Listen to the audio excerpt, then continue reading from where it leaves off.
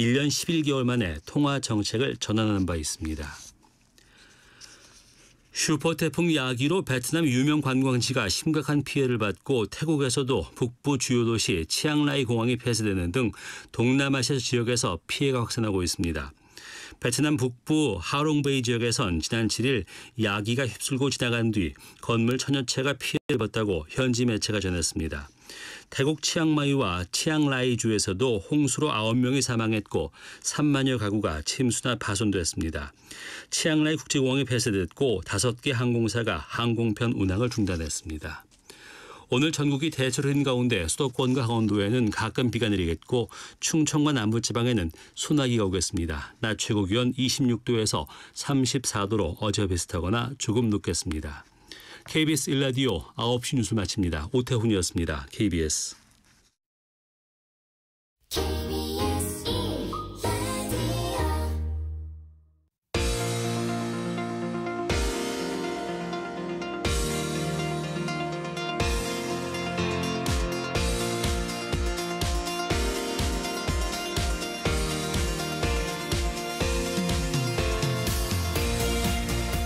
안녕하세요. 성공예감 이대호입니다.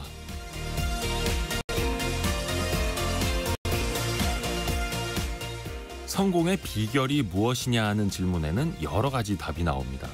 노력, 실력, 운, 열정 등등 다양하죠. 그런데 그 중에서도 빠지지 않는 게 있습니다. 바로 호기심인데요. 어떠한 주제에 관심을 두기 시작할 때부터 특별한 재능을 찾기까지 호기심은 우리의 행동을 이끄는 원동력이 되기도 하고 무언가를 끊임없이 만들어내는 에너지가 되기도 합니다. 알버트 아인슈타인은 본인의 천재성을 부러워하는 사람들에게 이런 말을 했죠. 저는 특별한 재능이 없습니다. 호기심이 열정적으로 많을 뿐입니다. 아인슈타인뿐 아니라 토마스 에디슨, 레오나르도 다빈치 등 세계적인 천재들이 그 재능의 밑바탕에 호기심이 있었다고 말합니다. 그런데 호기심이 없는 편이라면 어떻게 해야 될까요? IBM의 첫 여성 CEO를 지낸 지니 로메티는 이렇게 말합니다. 타고난 호기심이 없다면 후천적으로라도 개발해야 한다고요. 호기심이야말로 발전의 원동력이기 때문입니다. 언제든지 열린 마음으로 무엇이든 배우려고 하고 누구에게든 들으려 한다면 이미 호기심의 새싹이 자라나고 있는 걸 겁니다. 성공예감 이대호입니다. 시작합니다.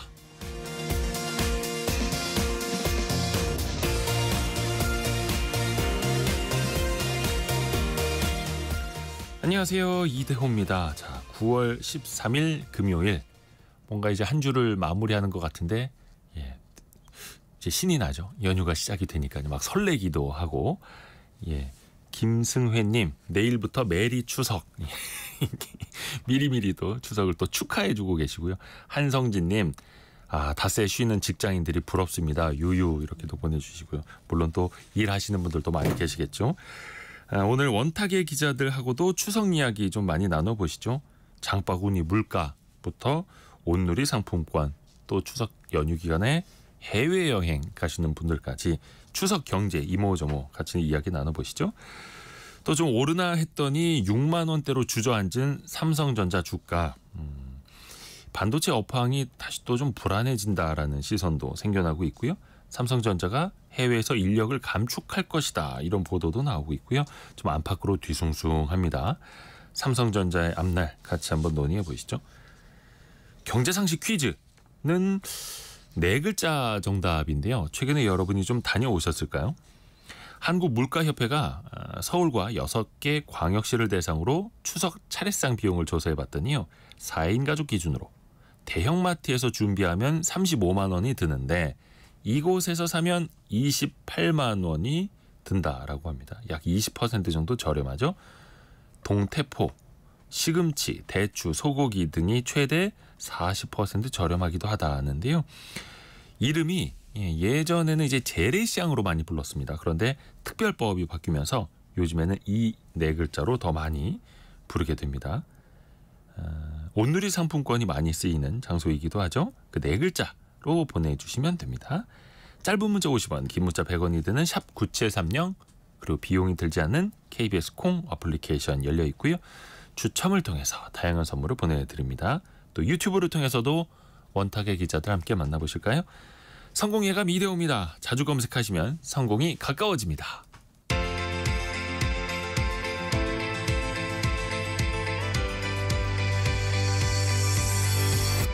KBS 1라디오 성공예감 이대호입니다. 자, 원탁의 기자들 함께 만나보시죠. 알고란 고란 기자, 이데일리 권소현 기자, 동아일보 백상경 기자 함께합니다. 안녕하세요. 네, 안녕하세요. 여러분 어떻게 고향 앞으로 언제 출발하세요? 저는 이번 추석에 예. 특이하게도 네. 보통의 경우에는 이제 시댁을 먼저 가고 그 다음에 추석을 보내고 친정 집을 보통 가잖아요. 그쵸. 근데 이번엔 반대로 했습니다. 요즘에 이제 그런 분들 많을 것 같아요. 앞에가 좀 길어서, 휴일이 길어서 네, 맞아요. 추석 당일하고 그 다음 날까지는 뭐 하루 이틀밖에 맞아요, 여유가 맞아요. 없고 맞아 순서가 바뀌는 그래서 이번에는 화요일이 추석이라 그렇게 처음으로 바꿔서 네. 보통 남매면 네. 그러면 이제 남자 형제들 왔을 때 여자 형제가 친정을 먼저 가면 가족이 다 같이 모일 수 있으니까 그렇게 순서를 바꾸면 이제 맞아요, 가족 모임이 맞아요. 조금 원활해지기도 하는데 그래서 저도 그걸 네. 기대했었거든요. 네. 그랬더니 이제 제가 오빠가 한 명 있는데 오빠도 그렇게 이제 동선을 짜서 결국은 네, 아예 올해도 못 또 보는 반대로. 것으로. 네. 또 서로가 반대로 된 네. 거예요. 어떻게 특별한 계획이 있으신 분이 있으세요? 없군요. 일하는 그냥 걸로. 미래 전날 시댁 갔다가 저는 또 다 뭐 일산 뭐 그리고 서울이로 그래서 장거리 운전이나 이런 거는 에 대한 부담은 없는데 아까 추석 연휴가 설레인다고 하셨잖아요. 네. 이게 저는 부담스럽더라고요. 긴 연휴가 예. 이 긴 연휴 동안 어떻게 또 아이들과 뭐 지지고 볶고 할까 뭐 이런 생각 때문에 사실 미혼일 때는 이렇게 황금 연휴면 앞뒤로 붙여서 막 2주 정도 휴가도 뭐 해외 여행도 갔다 오고 막 이랬는데 지금 4인 가족 되니까 여행 가는 비용도 너무 그쵸. 비싸지고 그리고 뭐 저희 뭐 부서의 후보 중에 한 명은 오늘 출발했습니다. 발리로 한 일주일 여행 간다고. 그래 미혼일 때 많이 다녀라. 부럽다. 발리를 미혼으로. 네. 친구들이랑 같이 갔다고 이 해서. 경제적인 것도 좀 이야기를 해볼까요? 네.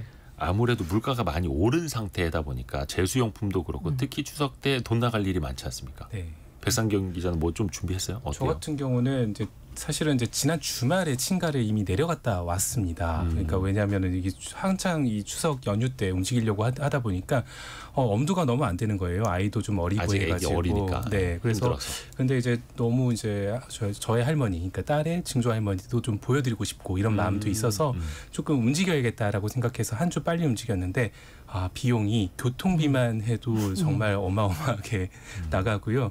뭐 이게 교통비 3명 저희 가족은 3명인데 이게 움직이다 보면 결국 비용이 굉장히 많이 드는 데다가 가서 이제 뭐 할머니 뵀는데 뭐 이렇게 그냥 빈손으로 올 수도 없고 선물 좀 뭐 사간 것도 있고 그리고 가서 이제 드리는 용돈이나 뭐 이런 것들도 있고 거기다가 이제 뭐 우리 사실은 이제 집에서 그 추석 이 제사나 뭐 이런 그 차례를 지내게 되면은 결국은 이제 성수품 비용을 가족이 분담하는 구조잖아요. 그래서 명목상 부모님께 용돈으로 드리지만 사실은 그런 부분에 대해서 이제 일정 부분 소득이 있는 사람들은 좀 기여를 사실 해야 되는데 그런 것들도 생각을 하다 보니까 와 최근에 이 올라버린 이 과일이나 이런 신선 식품들의 물가들이 굉장히 크게 다가오더라고요.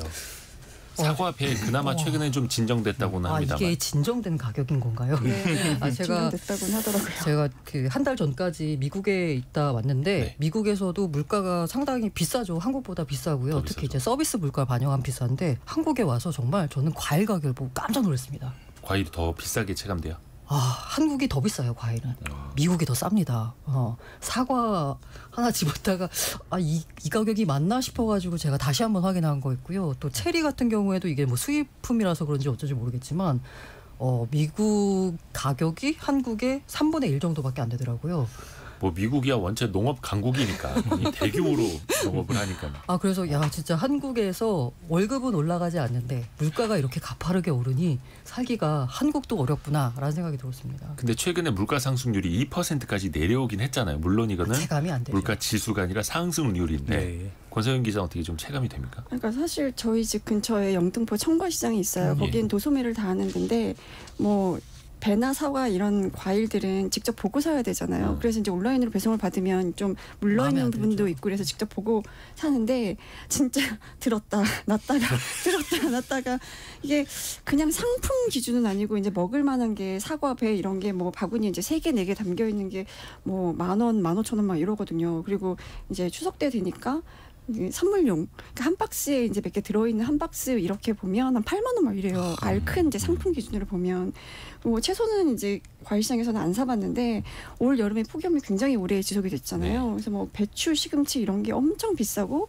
그 비싼 것마저도 지금 구하기도 힘든 상황이라고들 하더라고요. 근데 아까 말씀하셨던 것처럼 물가지표는 이제 소비자 물가 상승률 2% 이게 3년 5개월 만에 최저 기록이긴 한데 항목별로 보면 농산물 물가 상승률은 3.6%였고요.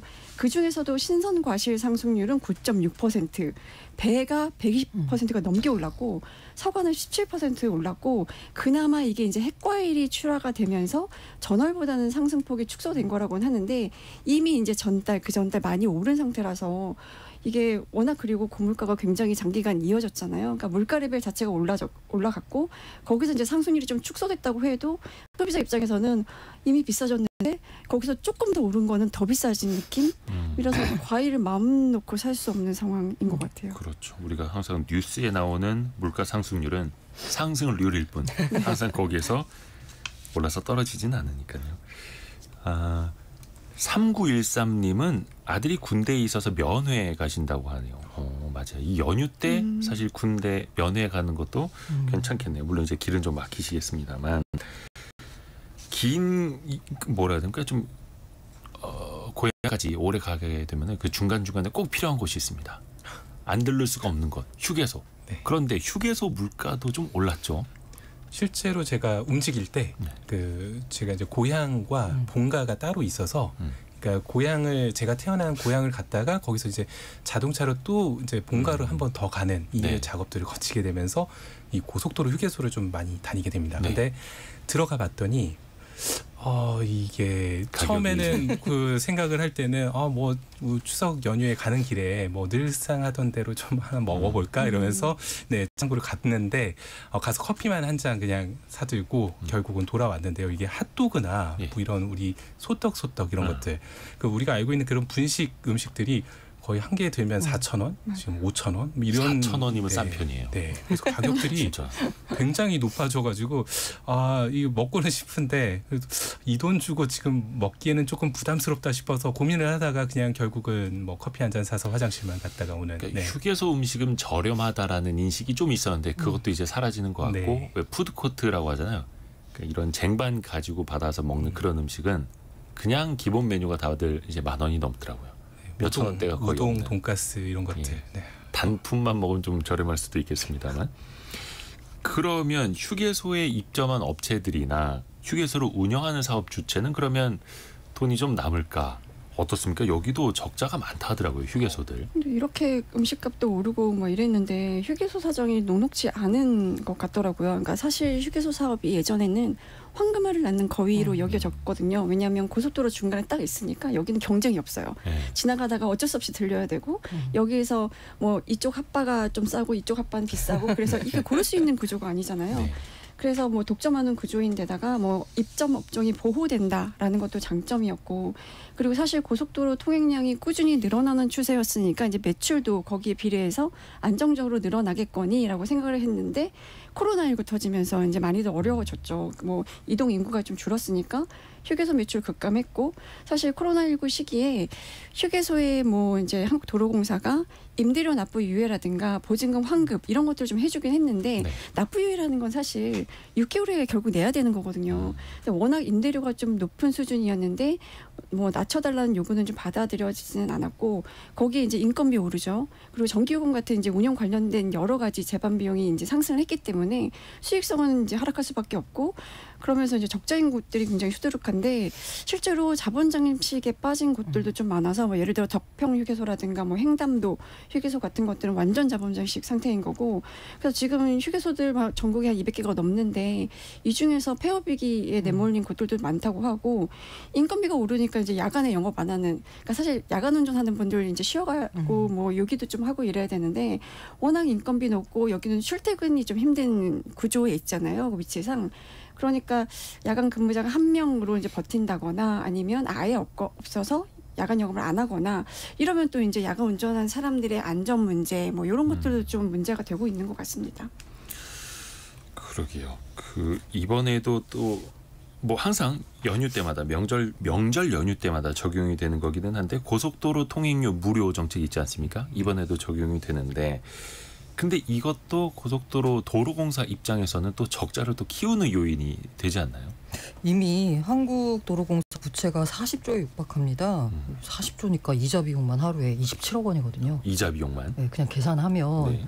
그러면 사실 부채가 있고 이조 비용만 나가면 뭔가 수익을 늘려가지고 이거를 이제 채워야 되잖아요. 네. 근데 수익을 늘릴 수 있는 가장 좋은 방법이라기보다는 도로공사의 최대 매출처가 바로 이 통행료가 될 텐데 이 통행료를 2015년부터 올리지를 않았습니다. 9년째. 네, 맞아요. 13년부터 지난해까지 이제 전기는 33%, 우리 전기료 오른다라는 말 많이 했잖아요.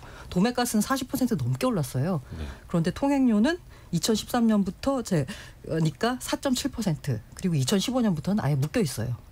게다가 앞서 말씀드린 대로 이 이제 명절에는 또 이 뭐 통행료를 아예 안 받는 이런 것도 되다 보니까 적자가 계속 쌓이고 있습니다. 사실 이 통행료를 아니 뭐 어차피 도로 깔아놓고 일단 깐 다음에 그 다음부터는 계속 수익 아니냐 통행료 받으니까라고 생각하기 쉬운데 사실 이 도로만큼 또 보수가 많이 필요한 곳이 없거든요. 관리가. 예, 관리비가 또 이게 계속 비싸지고 있거든요. 그러다 보니까 지금의 통행료를 받아가지고는 도로를 새로 만들기는커녕 이 유지 비용도 감당하기 어려운 거거든요. 게다가 우리 고속도로 보면은 왜 일일 생활권 어렸을 때 사회책이 많이 나온 거 있잖아요. 보면 90년 이전에 건설한 도로가 대부분입니다. 노후화가 빠르게 진행되고 있어요. 네. 보수 비용이 더 들어가는데 수익은 없다 보니까 도로공사 부채가 계속 늘어나는 현실이고요. 아마 이제 부채 비율이 지난해 87.3%였거든요. 28년 이대로 간다라고 하면 100%가 넘어설 것 같습니다. 근데 또 정책적으로는 통행료 무료 정책을 또 안 할 수도 없고 맞습니다. 예전에도 저희가 오래전에 토론을 한 걸로 기억을 합니다만 길이 막히는데 고속도로 맞느냐 저속도로인데 왜 고속도로 통행료를 받느냐 그래서 또 명절 때는 길이 막히니까 통행료 무료 정책을 또 안 할 수도 없는 거고 도로공사는 또 사정이 좋지를 않은 거고 이게 근데 지금 대안을 찾자면 통행료를 올리자고 해야 되는데 또 섣불리 그런 결정을 하기도 어렵잖아요. 네. 사실 지금 9년째 동결된 상황에서 사실 올려야 될 필요성이 있다라는 뭐 의견 좀 힘을 받을 수밖에 없긴 합니다. 하지만 지금 이렇게 물가가 좀 올라가고 있는 상황이고 더욱이 지금 추석 연휴에 이런 이동들이 잦아지는 뭐 시점에서는 사실 꺼내기가 좀 어려운 말들이 될 것 같습니다. 근데 우리나라 통행료 자체가 좀 저렴한 편이긴 하거든요. 그러니까 작년 말 기준으로 보면 일본의 4분의 1 그리고 미국의 절반 수준인 건데 이게 어쨌든 뭐 지난해 이제 통행료 휴대료 임대료 번 돈이 4조 5,600억 원 정도 되는데 네. 도로 운영, 도로 건설 위해서 쓴 돈이 10조가 넘었어요. 그럼 그 부족한 만큼을 채우려면 계속 이제 빚을 내야 되는데 이게 LH 다음으로 지금 한국도로공사가 이제 부채 재정에 대한 부담이 좀 제일 큰 공공기관 중 하나인데 결국은 이게 다 국민의 부담으로 돌아올 수밖에 없거든요. 그러니까 통행료를 어느 정도 좀 인상해서 그런 부담을 좀 줄여주는 방안이 좀 현실적이지 않나 하는 생각이 좀 들어요. 또 그리고 아까 요즘 이제 결혼 안 하신 분들은 추석 명절 연휴 때 해외여행 많이 간다 이야기를 했는데 경기가 어렵습니다. 그렇죠? 그래서 경기가 어려워서 해외여행을 명절 때 이번 연휴 때 나가는 사람이 120만 명. 역대 최대치. 아니 경기 안 좋다고는 하는데 왜 이렇게 해외여행 수요는 계속해서 증가하는 걸까요? 신기합니다. 사실 좀 주변에서 하는 이야기들을 좀 들어보면은 예. 이게 어떻게 표현될지 모르겠지만 사실 국내 관광 가는 거랑 해외 관광을 가는 거랑 비용 차이가 이제는 유의미하게 나지 않는다라는 게 가장 좀 큰 이유가 된 것 같습니다. 그러니까 사실 국내 물가도 굉장히 올라온 상황이고 또 국내 관광지도 사실 고급화가 많이 되면서 비용이 비싸지는 경우들이 많이 생겼는데 아무래도 이러다 보니까 좀 긴 연휴 이렇게 뭐 드물게 주어지는 연휴가 왔을 때는 국내보다는 이 김에 뭐 비용 차이도 크지 않은데 해외로 나가볼까 이런 생각을 자연스럽게 좀 하게 되는 것 같고요. 그리고 뭐 사실 또 국내에서 좀 많은 분들이 지적을 하는 것들이 이 비용이 좀 올라가다 보니까 비용에 비해서 서비스가 생각보다 조금 못한데라는 그런 생각을 하게 되는 이런 부분도 좀 생기는 것 같습니다. 그래서 이런 부분 때문에 좀 긴 휴일 활용을 해서 해외로 나가자 이런 심리들이 좀 강해지는 것 같습니다. 그래서 또 물가가 좀 싼 국가나 뭐 아니면은 환율이 조금 이득이 되는 뭐 그런 국가들이 좀 주로 여행지로 선택이 되더라고요. 근데 이게 해외 여행 많이 나가면 당연히 여행 수지가 뭐 적자, 뭐 우리나라 여행 수지 뭐 만년 적자 국가이긴 합니다만 여행 수지 안 좋아지는 것뿐만이 아니라 사람들이 해외에 나가서 쓰기 위해서 국내 소비를 아끼고 있다는 거. 그렇죠. 이게 또 이제 악순환의 고리가 하나가 또 되는 거거든요. 아까 경기 안 좋은데 120만 명 최대다라고 했는데 경기가 안 좋으니까 아껴가지고 이럴 때 쓰는 거죠. 그럼 더 안 좋아지는 거죠. 근데 사실 약간 비용이 비슷하다고 했잖아요. 제가 그러니까 지난주 이제 카자흐스탄을 다녀왔는데 출발하기 바로 전날 비행기표를 끊었어요. 굉장히 충동적으로 간 아니 여행이었거든요. 카자흐스탄을 가는데 전날 비행기표를 끊었다고요? 그냥 뭐 이제 검색하다가 충동적으로 왔다 아니 왔는데 무슨 뭐 강원도 바다 보러 가는 것도 아니고 출장이 아니고. 출장이 아니고 근데 그 비행기표가 71만 원 정도였었어요. 제일 싼 게 왕복이요? 국적기로. 근데 그걸 이제 제가 어제 검색을 해봤거든요. 이제 추석 연휴 14일부터 출발하는 걸로 해봤는데 비행기표가 200만 원이 넘게 나오는 거예요. 그러니까 추석 성수기라서 성수기니까. 비행기표가 굉장히 올랐는데 내가 비즈니스를 잘못 검색했나 이런 생각이 들 정도로 그러니까 사실 추석 연휴라서 굉장히 비행기표도 한 3배 이상 올랐고 그리고 우리나라 사람들이 이제 나가는 거지만 그래도 이제 우리나라 사람들이 많이 몰리는 지역의 호텔값도 굉장히 올랐거든요. 그러니까 사실은 비용이 비슷해서라기보다는 그냥 저는 그런 생각이 되게 많이 들어요. 그냥 뭐 최근 이제 대표적인 관광지인 제주도 이런 데들 뭐 여러 가지 바가지 논란들이 좀 있었잖아요. 뭐 이제 뭐 갈치 모조림이 막 10만 원 넘고 뭐 비계 삼겹살 논란도 있었고 뭐 일부 상인의 문제이긴 하지만 그런 거에 대한 약간 배신감 이런 것들이 좀 있었던 것 같아요. 그러니까 국내 유명 관광지를 가서 내가 돈을 써도 그것만큼 내가 대접을 못 받고 그리고 어쨌든 연휴 기간이니까 국내 관광지도 좀 몰릴 텐데 이럴 바에는 그냥 대접받는 해외로 가자 이런 생각이 좀 든 거 아닌가 하는 생각이 좀 들긴 하더라고요. 요즘 농담 반 진담 반 해외 어디를 가든 한국말이 많이 들린다 이런 이야기들 하지 않습니까? 또 해외에서도 뭐 일본 사람들이 이제 환율이나 뭐 경제 때문에 해외여행 많이 못 나오고 한국 사람들이 훨씬 더 많다 뭐 이런 이야기도 하고 있고. 그래서 어쨌든 여행 숙지 적자가 좀 걱정이 되긴 하는데 우리나라 사람들이 해외 여행 많이 가는 만큼 한국을 찾는 외국인들이 좀 많아지면 그럼 이제 여행 숙지 적자를 좀 줄일 수가 있잖아요. 근데 보니까 코로나19 이전에 비하면 외국을 찾는 한국인들은 거의 회복이 거의 다 됐는데 한국을 찾는 외국인의 비중은 한 78% 정도밖에 회복이 안 됐더라고요. 그래서 외국인들이 한국을 많이 찾게 할 수 있는 요인들을 좀 고민을 해야 될 텐데 사실 K-팝이나 이런 것 때문에 한국에 대한 관심들은 되게 많아졌는데 우리가 그런 것들을 충족해 줄 수 있는 다양한 여행 상품을 좀 개발해야 되는 게 아닌가 싶은 게 지난주에 저희가 이제 글로벌 행사를 회사에서 하면서 외국인 연사 한 16명 정도가 왔어요. 이제 이들하고 얘기하면서 뭐 한국에 어디를 가는 게 좋겠어 추천 좀 해줘 뭐 이런 얘기를 되게 많이 하는데 이 사람들은 기본적으로 뭐 쇼핑할 수 있는 명동 뭐 이태원 이런 데보다는 한국 문화를 느낄 수 있는 데를 좀 추천을 많이 해달라. 뭐 자연경관이 좋은 이런 데보다는. 근데 그 중에 한 분이 오토바이를 빌려가지고 양양 가서 고성까지 이제 그 북한과의 경계선 있잖아요. 그 전망대 있는 데까지 하루 갔다 오고 그 다음 날에는 파주 DMZ 투어를 했더라고요. 그러니까 이 분단 국가가 이제 얼마 안 남았는데 이런 특이한 상황을 이제 여행 상품으로 잘 짜놓으면 굉장히 외국인들한테 좀 잘 팔릴 수 있겠다 싶은데 이분은 이 오토바이 빌리는데도 너무 힘들어했고, 그러니까 외국인이 우리나라에 와서 오토바이를 빌려서 이 가는 거가 되게 복잡했대요. 그래서 이제 한국인이 좀 대행해주기도 했고 파주에 가기 위한 그 벤을 섭외하는 것도 저희가 좀 도와줬어요. 그러니까 이런 게 약간 외국인들이 검색해서 쉽게 할 수 있는 상품들이 있으면 참 좋겠다는 생각을 했거든요. 그러니까 이런 분단 국가의 특이성을 좀 관광 상품으로 활용하거나 이렇게 테마가 있고 문화가 있는 상품을 좀 개발하면 어떨까 하는 생각을 좀 해봤습니다. 그 외국인들이 한국에 와서 우리가 일상적으로 이용하는 서비스를 이용하는 게 되게 힘들더라고요. 예를 들어서 저는 이제 지난주에 외국에서 온 친구를 이제 인터뷰를 하는데 네. 그 인터뷰가 끝나고 이제 호텔로 돌아가야 되는데 비가 오니까 이게 택시를 부르잖아요. 그런데 이 친구는 우버를 부르더라고요. 없죠. 왜냐하면 이게 우리가 많이 쓰는 카카오티 많이 쓰잖아요, 사실. 그걸 부르려고 하는데 이게 이제 서비스가 안 되니까 계정이 없다 보니까 안 되는 거예요. 그러니까 안 잡히니까 30분째 거기 서 있어가지고 제가 대신 불러줬어요. 그리고 구글 맵이 한국에서는 안 됩니다. 여러 가지 뭐 지도 뭐 일반 뭐 이런 여러 가지 이유 때문에 그러다 보니까 이 친구들 네이버 지도를 이제 못 쓰니까 찾기도 어려운 거예요, 길을. 이런 식으로 만약에 해외 관광객들이 우리나라에 많이 들어오길 바란다라고 하면 해외에서 글로벌리 쓰는 여러 가지 서비스들을 국내에서도 쉽게 이용할 수 있도록 뭔가 인프라도 마련돼야 된다는 생각이 들었습니다. 영어 버전만 이제 잘 그런- 돼 있어도 예. 좋을 것 같아요. 관광 수요 자체도 어떻게 보면 뭐 지역 관광 쪽으로도 좀 많이 생겨나야 될 텐데 이번에 뭐 전통시장에서도 좀 소비가 늘어나는 뭐 예를 들어서 온누리 상품권도 반응이 좋았다고는 하는데 명절 때뿐만이 아니라 사실은 좀 지역 경제 활성화라 이게 사실 계속 이어져야 하는 문제거든요. 조금의 좀 아이디어 있다면 한두 가지만 듣고 두 번째로 넘어갈까요? 아이디어.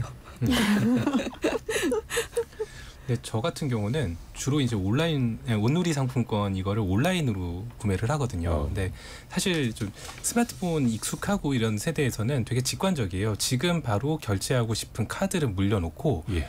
이 온라인으로 그 온누리 상품권 앱에 접속한 다음에 그냥 바로 충전하기 누르고 그다음에 그 예정했던 그 카드로 바로 긁으면은 바로 그 상품권이 사용이 되는 구조라서 정말 사실 한 5초 10초 만에 10% 할인을 받을 수 있기 때문에 저는 예. 보통 그렇게 활용을 합니다. 이번에 온누리 상품권이 엄청 빠르게 매진됐다면서요? 네. 할인율을 높였고요. 예. 구매 한도도 네. 높여가지고 뭐 거의 5% 수준이었다라고 하고 있고요.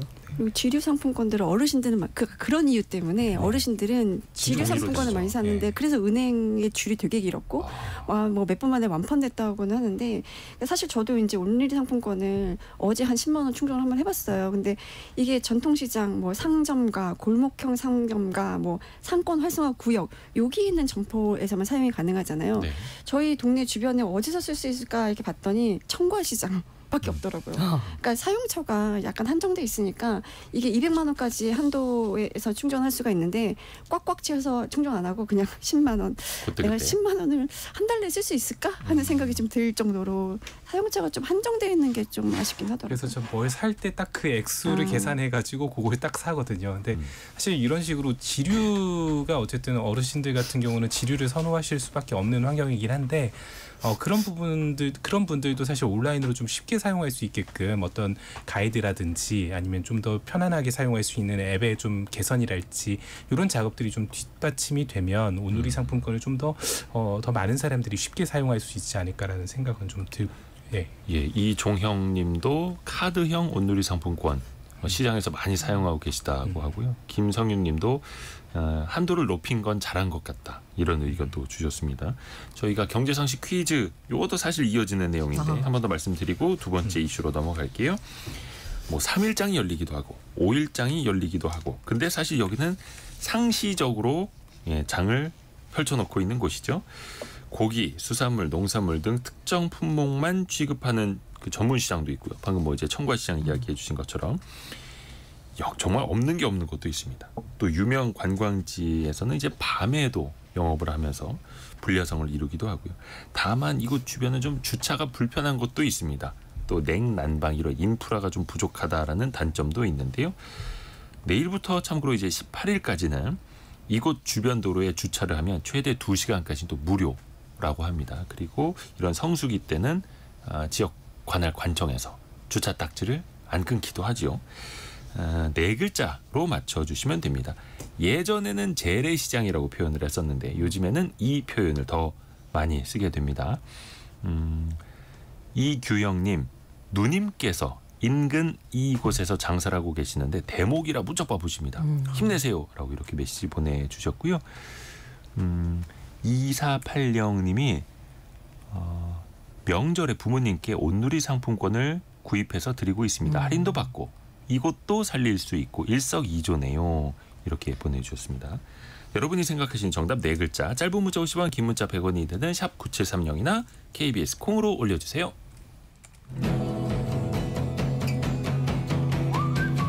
오늘의 움직임에 주목하고 세상의 흐름을 놓치지 않습니다. 여러분의 내일을 응원하며 성공의 열쇠를 함께 찾아갑니다. 성공예감 이대호입니다. 오늘 삼성전자 주가를 한번 볼까요? 아니 왜 한숨 쉬세요? 뭐 삼성전자 안 좋은 일이라고 생겼습니까? 혹시 삼성전자 안 갖고 있는 사람이 없어서 그런 거 아닌가요? 삼성전자 주가가 혹시 뭐 65,000원대까지 떨어졌습니다. 네. 아이고 이거 웃을 일이 아닌데 오늘도 1.6% 빠져서 65,200원. 사실상 지금 신저가 계속해서 기록을 하고 있고 뭐 어제는 좀 반짝 반등을 하긴 했습니다만 큰 흐름에서는 계속 밀리고 있습니다. 뭐 9만전자, 10만전자 가나 기대를 모았었는데 웬걸 이제는 6만 원대 중반까지 내려와 있고 근본적인 건 뭡니까? 근본적인 우려. 아무래도 수요 얘기들이 가장 일차적으로 나오는 것 같습니다. 반도체 사실, 수요. 네, 반도체 디램 수요 이런 것들이 사실 모바일 쪽에서 조금 확장이 될 것이다 이런 기대감이 많아지면서 그러면 삼성전자도 디램이 대표 상품이니까 어쨌든 수혜를 계속 볼 것이다. 반도체주 전반적으로 좀 그런 것들이 있었고 또 데이터 센터 같은 것들이 굉장히 많이 증설이 되잖아요. 그래서 그런 부분에 기대는 약간 수요 기대감이 굉장히 컸었는데 이런 것들이 지금 기대만 못 미치는 흐름을 보이고 있는데 이런 모습들이 보이면서 사실은 수요 하강에 대한 어떤 걱정, 우려들이 좀 반도체주들의 좀 실적이 아닌 이 주가에 좀 반영이 되는 뭐 그런 모습들로 해석이 좀 됩니다. 사실 뭐 반도체 업황이 좋아지려면 서버, 스마트폰, PC 많이 팔려야 되는데 네.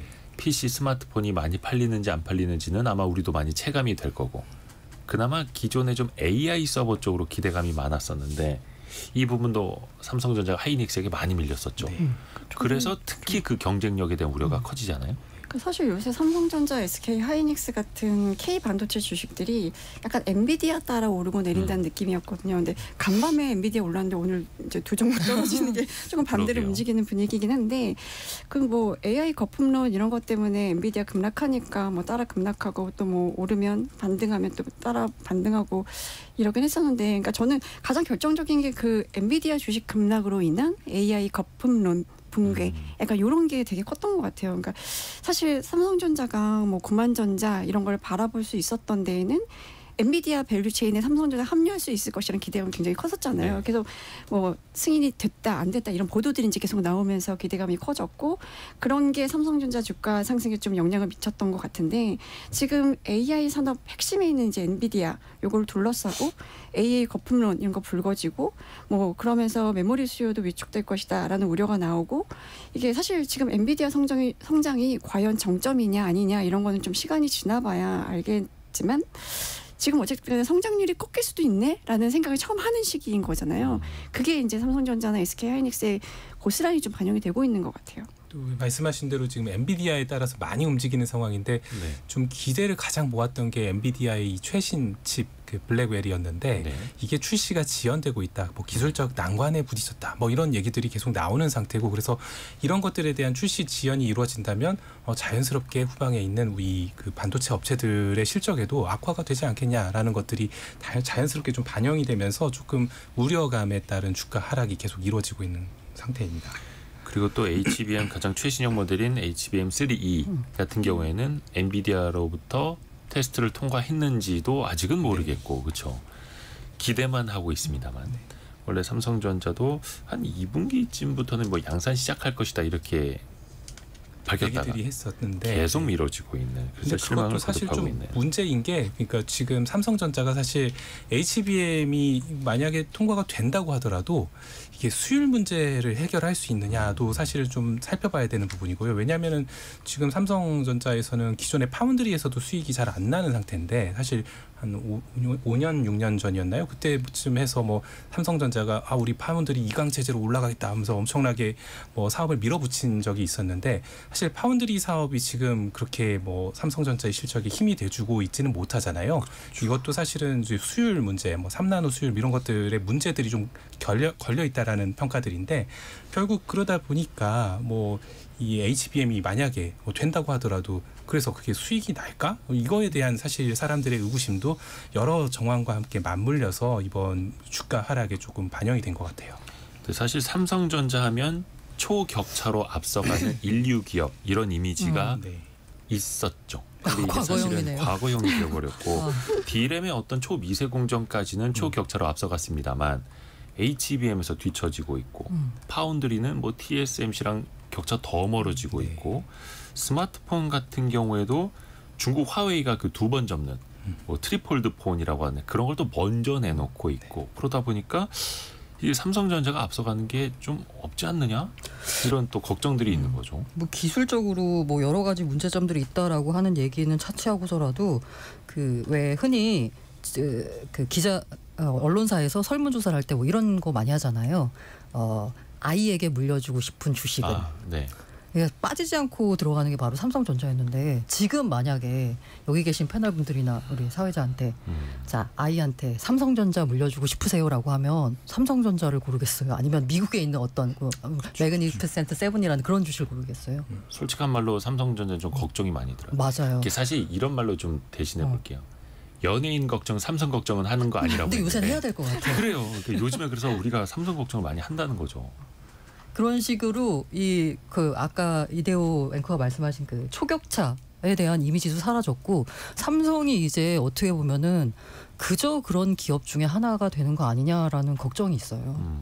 인류가 아니라. 네, 맞습니다. 사실 참 뼈 아픈 삼성전자가 거죠. 여러 가지 사업부를 갖고 있잖아요. 그래 예를 들어 이제 반도체 업황이 안 좋다 그러면 뭐 디스플레이도 있고 거기 뭐 스마트폰도 있고 뭐 가전도 있고 이제 어느 한 곳에서 좀 메이크업을 해주지 뭐 약간 이런 식이었는데 지금은 반도체 업황도 나쁘고 뭐 임금 수준도 SK 하이닉스나 LG전자에 역전됐다는 얘기가 이제 나오면서 이제 이런 아까 말한 이제 초격차 이런 부분에서도 많이 좀 후퇴한 느낌이 좀 들고 그러면서 삼성전자 노조 파업도 있었고 가전은 또 LG전자한테 밀리고 있고 스마트폰 시장에서도 화웨이나 뭐 $500 이상의 고가 스마트폰에서는 애플한테 이제 1위를 내주고 뭐 이런 상황이 여러 개로 겹치면서 뭐 최근에 증권사 애널리스트가 뭐 이런 말도 했더라고요. 삼성전자가 개선되는 면이 없어서 답답하다라고 평가를 했는데 이게 여러 가지 사업 구조, 그러니까 사실 분산해서 사업 구조를 잘 갖추고 있었던 게 다 같이 약간 하강 국면을 이제 걷기 시작하니까 그 부분에서 오는 우려가 굉장히 큰 것 같아요.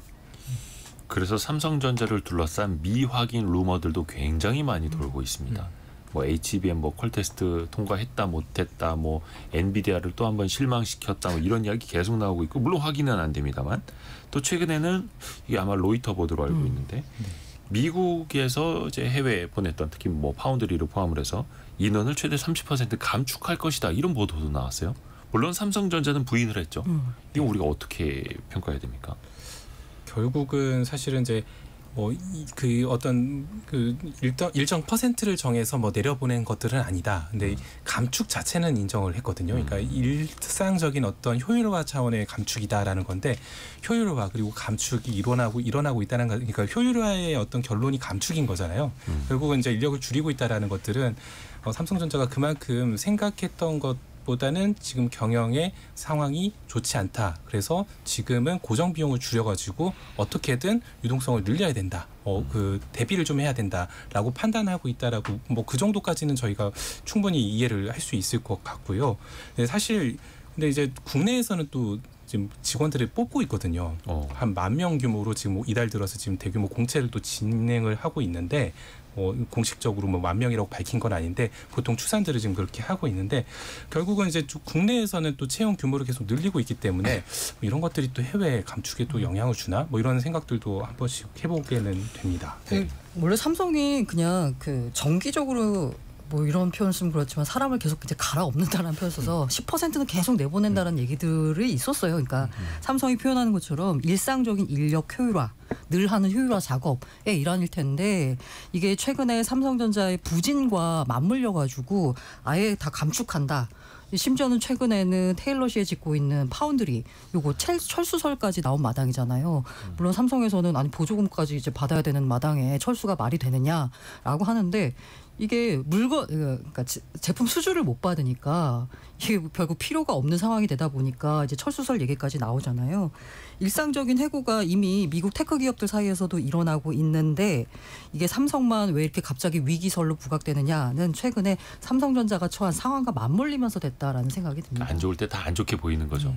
그리고 또 얼마 전에 뭐 노조의 파업 이슈도 좀 있었고 그 삼무원이라는 혹시 표현 들어보셨어요? 이게 약간 삼성전자 직원들이 좀 공무원처럼 일한다라는 건데 물론 이제 워라밸도 중요해지고 있고 근로 기준을 잘 준수하는 것도 중요합니다만 이제 중국 쪽 지금 반도체 업체들은 미국의 제재도 받으면서 사활을 걸고 막 이렇게 올라오고 있는데 너무 삼성은 이제 앞서가지 못하고 정체되어 있는 것 아니냐라는 이제 비판도 일각에서 나오고 있고 그렇다고 위기 경영이라고 무조건 임원들 대상으로 했지만 거의 직원들한테까지 퍼진 주 6일 근무제를 말하는 건 그거는 또 너무 또 어렵죠. 나간 발상이 아닌가. 그래서 일단은 임원들부터 뭐 출근 시간 앞당기고 주말에도 회의하고 뭐 이런 것부터 하기는 합니다만 또 모 계열사에서는 지금 뭐 신입사원들이 너무 회사를 편하게 다닌다라고 하면서 이제 뭐 전사적으로 그렇죠. 남아서 뭐 교육이라도 시켜라. 일찍 퇴근시키지 말고 교육이라도 시키고 뭐 이런 그 지침들이 내려와서 삼성바이오로직스죠. 굉장히 화제가 됐었죠. 아니 그러니까 위기라는 걸 인식을 하고 위기를 타개하는 방안을 내놓는데 그 방안이라고 하는 게 전부 이 개발 독재 시대나 했던 반응인 것 같아요. 일단 회사에 오래 붙잡아둔다. 좀 앉혀놓고 뭐 교육시키고. 그러니까 이게 워라밸, 근로시간 뭐 준수해야 될 거는 다 있기는 있습니다만 지킬 거 다 지키면서 언제 앞서가느냐라는 걱정이 있는 것도 또 사실이고 그 사이에서 균형을 또 어떻게 맞출 것인가가 거의 뭐 예술만큼 어려운 것 같습니다. 근데 또 여기서 또 빠지지 않는 게 리더십의 문제이기도 합니다. 고란 기자부터. 이게 제일 큰 문제인 것 같아요. 이게 뭐냐면 그 어떻게 보면 뭐 한 사람의 훌륭한 CEO가 회사를 뭐 전부 바꿀 수 있느냐라는 부분에 대해서 여러 가지 이견이 있겠지만 어쨌든 간에 대규모 투자가 필요한 부분의 사업이고 신사업을 통해서 계속 성장해왔던 국내 기업을 보자면 뭔가 리더가 전형적으로 신사업에 대한 방향을 제시하고 그 방향에 따라서 전폭적인 지원을 하면서 그 해당 산업을 키워나가는 게 지금까지 우리 대기업들 성장, 특히 삼성의 성장 방식이었잖아요. 이를 통해서 초인류 기업이 됐고요. 그런데 과연 지금 이 리더십이 작용하고 있느냐라는 의문이 들 수밖에 없는 게 뭔가 파운드리 1위를 꿈꾼다라고 했는데 선언은 했죠. 잘 안 되고 시스템 반도체 하겠다라고 했는데 잘 안 되고 뭘 얘기하고 했던 그 목표를 달성하지 못하는 모습을 지금까지 보여주고 있으니까 리더십에 대한 의문이 제기될 수밖에 없습니다. 과거에는 약간 사법 리스크 때문이야라는 이제 핑계도 있었는데 지금 그런 것도 없는데 이게 사실 이런 상황에서 약간 공격적으로 M&A를 통해서 뭐 좀 가야 되지 않냐라는 시각도 있긴 한데 삼성의 하만 인수 후에 이렇다 할 M&A 큰 게 없었어요. 근데 지금 그런 얘기까지도 나오고 있더라고요. 삼성이 어쨌든 이런 위기를 좀 타개를 하려면 뭐 자잘한 이런 대책들, 뭐 조직 문화 좀 바꾸겠다, 뭐 이렇게 하기보다는 그냥 확 바꿔야 되는데 예전에 이제 이건희 회장이 베를린 선언 했었잖아요. 네. 마누라하고 자식 빼고 다 바꿔라. 이런 강도 정도의 뭔가 변화가 없으면 삼성전자는 아까 말했던 것처럼 이제 자식한테 물려주기는 좀 어려운 주식이 되지 않을까 하는 좀 위기론들이 좀 있습니다. 그 이건희 회장의 그 베를린 선언도 나왔을 때 굉장히 좀 충격을 줬습니다만 이건희 회장이 그 정도까지 그룹을 장악하는데도 사실 시간은 좀 걸렸다고 해요. 근데 이제 이재용 회장이 이제는 뭔가를 좀 보여줘야 하는 시기 아닌가. 그래서 이런 또 이야기를 해본 거고요. 기술 그리고 영업, M&A 등등에서 조금 이제 밀리고는 있는데 연예인 걱정, 삼성 걱정 할 일 없는 그런 좀 시기가 빨리 왔으면 좋겠습니다. 이데일리 권소연 기자, 동아일보 백상경 기자, 알고란 고란 기자 함께했습니다. 고맙습니다. 네, 감사합니다.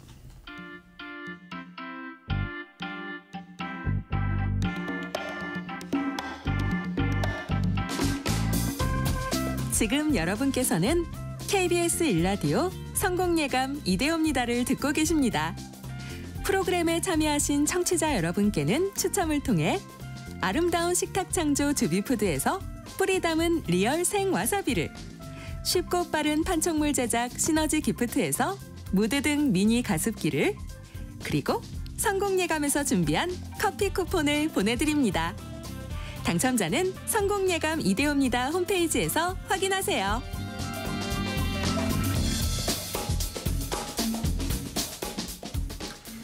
전국 4만 2천 명, 평균 나이 76세, 한 달에 16만 원을 버시는 분들. 폐지 줍는 노인에 관한 이야기입니다. 보건복지부 폐지 수거 노인 실태조사 내용인데요. 이번 명절에도 또 많은 분들이 폐지를 주우러 다니실 것 같은데요. 직접 요걸 이제 체험해본 기자, 체험과 저널리즘을 합친 체얼리즘, 머니투데이 남영도 기자와 함께합니다. 안녕하세요. 안녕하세요. 이번엔 폐지 줍기 체험. 네. 근데 새벽부터 나가셨다고? 폐지 줍는 어르신께서 네. 언제 체험하러 오겠냐라고 물어보셔서 네. 평소 일하는 시간에 맞추겠다 했더니 네. 새벽 2시에 오라고 하더라고요. 새벽 2시요? 네. 아침 6시도 아니고. 이유를 물었더니 예. 큰 손수레가 크잖아요. 예. 이거를 끌면 좁은 골목에서는 구역인데 주차된 차를 긁을 수도 있고 실제 차 사고가 많이 나기도 하고 그래서 행인이 적은 새벽 시간에 그나마 수월히 좀 다닐 수 있다고 합니다. 낮에는 좀 덥기도 하잖아요. 네, 낮에는 또 수집하는 사람도 많고 밤 장사를 마치면 내놓는 상자들이 또 많기 때문인데요. 정작 갇혀에 다녀보니까 새벽 2시도 늦은 시간이더라고요. 네. 아, 새벽 2시도 늦은 시간이었다? 네, 이미 폐지를 수집하시는 분들이 많이 나와 있었습니다. 네. 새벽 2시도 늦은 시간일 정도로 이미 폐지 줍는 어르신들이 많이 나와 네, 계셨다. 그렇습니다. 아, 맞다. 그리고 아까 하나 요거 정정을 해야겠네. 안진형 님이 바로 잡아주셨는데 이건희 회장이 마누라 자식 빼고 다 바꿔라라고 했던 게 베를린 선언이 아니라 프랑크푸르트 선언이었다고. 네, 저도 헷갈렸습니다. 프랑크푸르트 선언. 아, 이렇게 또 이 집단 지성의 힘이 강력합니다. 고맙습니다. 바로 잡아주셔서 이야기 이어가 볼게요. 그러면 이번에는 어떤 분하고 같이 폐지를 주운 거예요? 할머니와 할아버지 두 분이었는데요. 도합 폐지 수집 경력이 43년입니다. 할아버지는 20년 넘게 환경미화원 일을 하고 몸이 아파서 은퇴하셨고 폐지 수집 일을 한 지는 3년이 좀 넘었습니다. 제가 잘 못 보는 상자 더미를 기가 막히게 잘 보시더라고요. 구석구석. 네, 할머니는 30살 때부터 폐지 수집을 시작하셨는데 네. 도합 40년 경력이고 어디 취직을 못 하셨대요. 근데 아이가 둘이어서 아이 밥이라도 챙겨줘야 돼서 이제 나와서 시작을 하셨는데 어렸을 때는 아이들이 좀 부끄러워하기도 했다고 합니다. 이 일을 하면서 속상한 것도 좀 풀고 떳떳하게 자식도 다 키워냈다고 했는데요. 할머니는 가늠하기 어려울 정도로 손이 굉장히 빠르시더라고요. 네. 야, 폐지 줍는 손이 네. 빠르시고 멀리 있는 폐지도 다 그냥 눈에 들어오고 그렇습니다. 40년 경력에 폐지 줍는. 근데 그 사이에 참 힘든 일도 많으셨을 것 같아요. 이게 되게 벅찬 일이잖아요. 네, 보통은 이제 고물상 근처에서 폐지를 수집하는데 네. 이게 아까 말씀드린 것처럼 좁은 골목을 다니기가 굉장히 힘들어서 유아차 같은 이제 손수레로 골목을 다니면서 모아가지고 이제 큰 수레에 쌓는 형태예요. 자주 왔다 갔다 하면서. 맞아요. 그래서 그 좀 네. 오래된 유모차 같은 거 구해서 네, 맞습니다. 네. 거기에다 짐 싣고 다니시는 분도 계시더라고요. 작은 턱 하나 넘기가 힘들더라고요. 제가 직접 밀어봤는데 폐지 무게도 또 네, 있으니까. 170kg 뭐 이렇게 육박하는 무게였습니다. 근데 할머니 손수레에는 강제 정비 예고 통지서가 붙어 있는데 예? 붙어 있었는데 강제 정비 예고 통지서. 네, 구청에서 붙였는데요. 이게 뭐예요? 알아서 안 치우면 이제 1제곱미터당 10만 원씩 부과하겠다. 수레요? 네. 리어카에다가 이걸 이제 붙여놨다. 쌓아둔 거점이 있을 수밖에 없잖아요. 거점. 네. 폐지 쌓아놔야 되니까. 네, 이게 그래봐야 뭐 하루를 넘기진 않는데 고발하면 이제 2년 이하 징역과 2천만 원 이하 벌금입니다. 특히 여성 어르신들은 이걸 큰 리어카를 일일이 끌고 다니기 어렵기 때문에 이런 거점들이 좀 필요한데 잠깐 두기만 해도 이런 게 붙기 일쑤고요. 할머니는 또 최근에 집 문 앞에 버린 줄 알았던 옷을 챙겼는데 예. 경찰에 절도죄로 신고가 돼서 재판에 또 넘겨져가지고 100만 원 벌금이 나왔다고 합니다. 한 달에 20만 원 정도를 버는데 5달을 일해야 하는 돈을 벌금으로 내게 생긴 거죠. 이런 게 이제 인터넷 뉴스 보면 간혹 나오지 않습니까? 네. 폐지 줍는 어르신들이 집 앞에 잠깐 놔둔 거를 가져가셨다. 그래서 이게 절도냐 아니냐. 네, 근데 그렇습니다. 절도로 처벌도 받으신 거네요. 네. 이거 폐지 줍는 분들끼리 경쟁도 되게 치열하다면서요. 모아둔 고물을 가져가는 것도 다반사인데 네. 철 같은 경우는 킬로당 100에서 150원이어서 상자가 60원인데 그거보다 비싸기 때문에 이걸 훔쳐가는 사람도 꽤 있고요. 모아놓은 고철을. 네. 손수레에 심지어 넣어둔 걸 뭐 폐지를 훔쳐가기도 하고. 네. 과일 상자처럼 두꺼운 거는 무게도 많이 나가서 좋은데 이런 거는 좀 특정 노인을 정해서 주기도 합니다. 예를 들면 그 대가로 뭐 청소해주거나 이 한 달에 오히려 그 가게 주인에게 얼마를 주기도 하고 가져가기도 한다고 하더라고요. 아니 이쪽에서도 커미션이 있어요? 네, 상자가 그만큼 또 많이 나올 때 엄청 많이 나오기 때문에 그렇다고 했습니다. 별일이 다 있네요. 근데 무엇보다 이게 어르신들은 체력적으로 되게 많이 힘드실 것 같던데. 허리를 진짜 많이 숙이더라고요. 그쵸. 상자 개수만큼 이제 뭐 짚고 분해하고 이럴 때마다 이제 계속 무릎과 허리를 쓰니까 저도 굉장히 많이 욱신거렸는데요. 또 이게 집 앞에 상자 내놓을 때 네. 분해해서 내놓질 않고 그냥 던져 놓잖아요. 대부분 좀 많이 그럼 어르신분들이 그렇죠. 하나하나 다 정리를 네. 하셔야 되고. 그렇습니다. 그래서 할아버지도 병원에서 CT를 찍었는데 뭐 4번, 5번이 문제가 좀 있었다고 했고요. 녹색병원 노동환경연구소에서 평균 78.8세인 노동자 5명을 분석을 했는데 폐지 노동하는 8시간 동안 허리를 30도 이상 굽힌 횟수가 무려 910번이라고 했고 밀고 당기는 동작도 227번이었습니다. 저도 한 4시간 일했으니까 최소 454번은 허리를 숙였던 것 같습니다. 네. 그 제대로 또 허리를 또 못 펴시면 그게 계속 이제 굽어지게 되는 거고. 그렇죠. 뭐 노동 환경이라고 말할 것도 참 민망하기도 합니다. 너무 열악하죠. 위험하기도 하고요. 네, 이게 100kg에 달하는 폐지를 수집하다가 한 해 평균 6명의 노인이 차에 치여 사망하고요. 하루 평균 11시간 20분 일하고 12.3km를 걸어서 월 10만 원을 법니다. 이 직업적 손상 유병률이 일반 인구의 10배, 육체 노동자와 비교해도 4.6배가 더 높고요. 네. 근데 아파서 치료를 받으면 매일의 생계를 또 포기해야 되기 때문에 뭐 재활이나 이런 걸 제대로 받지 못하는 경우가 굉장히 많다고 합니다. 어쩔 수 없이 도로 옆으로 또 리어카 끌면서 가실 수밖에 없고 그렇죠. 또 종종 또 무단횡단하시는 어르신분들도 또 계셔서 맞습니다. 걱정이 되는데 네. 아, 이렇게 열심히 해서 새벽부터 고생하시면 좀 벌긴 버십니까? 이게 새벽 6시부터 문을 열어서 손수레를 가득 채워갔는데 할아버지는 5,000원, 할머니는 9,000원을 벌었고요. 그것도 값이 더 나가는 걸 함께 모아서 그 정도였으니까 4시간 일했으니까 시간당 한 1,000원에서 2,000원 정도였습니다. 거의 반나절 해봐야 5,000원에서 뭐 9,000원 요 정도. 네. 근데 이게 단순히 생계를 위한 일이 아니다 이런 생각도 들었다면서요. 그러니까 예전에 제가 재활용센터 체험을 한 적이 있거든요. 거기서 재활용률이 가장 떨어지는 게 주택가 이 재활용이 잘 안 된다라고 했는데 현장에서 보니까 이 어르신들께서 구석구석 다니면서 아무렇게나 놓인 쓰레기를 다 이제 분류를 하시니까 이 폐지 재활용의 60%를 담당하고 있대요. 그래서 기후나 환경 문제를 오히려 낮게 만드는 데 일조를 하고 있고 이걸 노동으로 본다면 이 노동 환경을 좀 좋게 만들었으면 좋겠다. 가치를 제대로 쳐주었으면 좋겠다. 그런 생각이 들었습니다. 그러게 우리 환경을 또 정비해 주시는 분들이고 좀 이분들 도와주시는 곳도 있네요. 네, 녹색병원 노동환경연구소에서는 네. 손수레를 좀 가볍게 만들고 개선하는 작업을 하고 있고요. 적당한 높이, 무게, 바퀴 크기까지 고려해서 만들고 있습니다. 또 주황색 끈으로 좀 폐지를 묶어서 내놓는 캠페인도 진행하고 있는데 여러 번 고개 허리를 숙일 거를 한 번으로 줄여주는 방식이니까 같이 많이 동참해 줬으면 좋겠습니다. 녹색병원 노동환경연구소에서 또 좋은 일도 하시네요.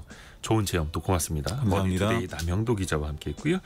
2부에서는 뿌리 깊은 제조업 시간으로 돌아옵니다. 여러분이 지금 지나가고 있는 곳 혹은 이번 연휴에 지나갈 곳 고속도로 이 고속도로는 어떻게 만들어지고 또 어떻게 관리되고 있는지 곽재식 작가와 함께 돌아오겠습니다. 10시 5분에 금방 다시 찾아뵙겠습니다.